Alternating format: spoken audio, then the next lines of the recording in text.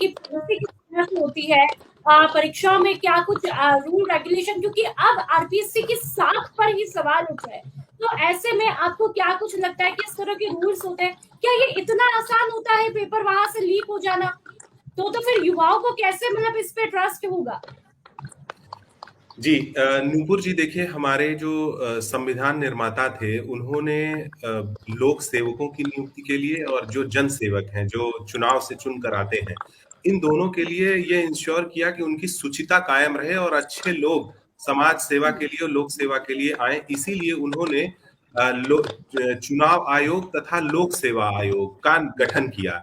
अनुच्छेद 315 जो भारतीय संविधान का है, वह लोक सेवा आयोग के बारे में, जहां पर बताता है कि केंद्रीय जो संघीय लोक सेवा आयोग और राज्य स्तरीय जो है लोक सेवा आयोगों के गठन के बारे में बात करता है, और उसको पूरी शक्ति दी गई है अपनी परीक्षाओं को आयोजित करके और अच्छे लोक सेवकों को लाने के लिए। साथ ही साथ इसका महत्व आप इस बात से समझ सकते हैं कि अनुच्छेद 322 के अनुसार लोक सेवा आयोगों का जो व्यय है, वह राज्य और केंद्र सरकार की संचित निधि से ही दिया जाता है। यानी कि कभी भी ऐसा नहीं हो सकता कि किसी भी बजट का क्रंच आने पर बजट एलोकेशन कम कर दिया जाए या ज्यादा कर दिया जाए। इसीलिए यह भारत सरकार और राज्य सरकार की संचित निधि से दिया जाता है। इससे इसका महत्व आप समझ सकते हैं। अब मैं बात करता हूं कि राज्य आयोग जो हैं, उनकी आवश्यकताएं क्यों पड़ी।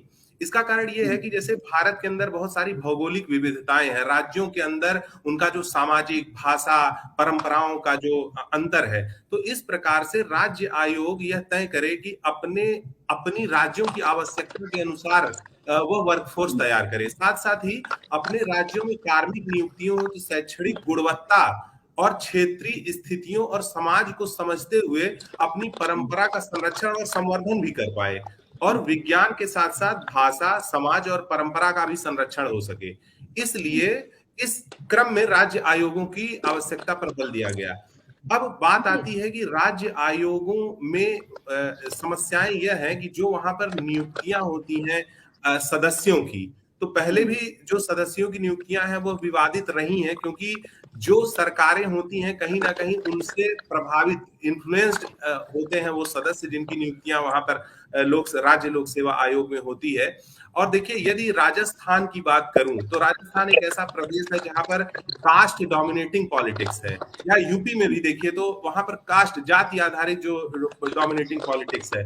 तो जनरली क्या होता है कि जो राज्य आयोग के द्वारा सदस्य आते हैं, वह ये इंश्योर करते हैं कि जो तात्कालीन जो जी। सत्ता है, राजनीति है, उनके जो अधिकार हैं या उनकी जो चीजें हैं वो ज्यादा डोमिनेट करें राज्य आयोग के अंदर। और साथ ही साथ अगर आप पीछे का यूपी के अंदर भी देखें तो एक बार ऐसी विषय आई थी कि जब एक ही जाति के बहुत सारे लोगों का चयन हो गया था। अब मुख्य बात यह है कि ये जो इस प्रकार की इन्फ्लुएंस होते हैं, प्रभावित करने का कारण होता है, उसके पीछे दो चीजें हैं।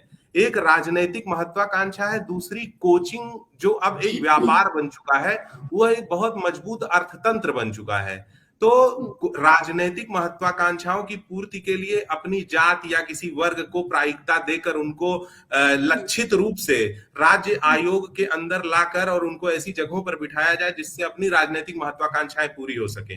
दूसरी तरफ जो कोचिंग माफिया है समाज में, वो एक ऐसा पूरा वित्त पोषण, एक ऐसा सिस्टम उन्होंने तैयार कर लिया है। और देखिए, जैसे बाबूलाल कटारा के मामले में ही देखिए तो कुछ कोचिंग व्यवसाय भी उसमें सम्मिलित हैं।